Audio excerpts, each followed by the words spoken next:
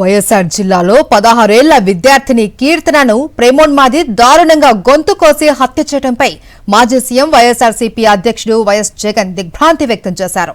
మహిళలు బాలికలపై ఇలాంటి దాడులను ఎట్టి పరిస్థితుల్లోనూ క్షమించరాదు అన్నారు. కూటమి ప్రభుత్వ నిర్లక్ష్యం వల్లే ఇలాంటి ఘటనలు జరుగుతున్నాయన్నారు. రాష్ట్రంలో మహిళలపై దాడులు, హత్యలు పెరుగుతూ ఉన్నా ప్రభుత్వం కనీస చర్యలు తీసుకోవడం లేదు అన్నారు. టీడీపీ పాలనలో మహిళలకు భద్రత కరువైంది అన్నారు. వ్యవస్థపై నేరస్తులకు ఎలాంటి భయం లేకుండా పోయింది అన్నారు వైఎస్ జగన్. ఇలాంటి ఘటనలు వరుసగా జరుగుతున్నా ముందస్తు చర్యలు తీసుకోవడంలో ప్రభుత్వం పూర్తిగా విఫలమైందని విమర్శించారు. చంద్రబాబు మాటలే తప్ప కఠిన చర్యలు శూన్యము అన్నారు వైఎస్ జగన్. పోలీసుల అప్రమత్తత కొరవడడం, సరైన నిఘా లేకపోవడమే ప్రధాన కారణమన్నారు.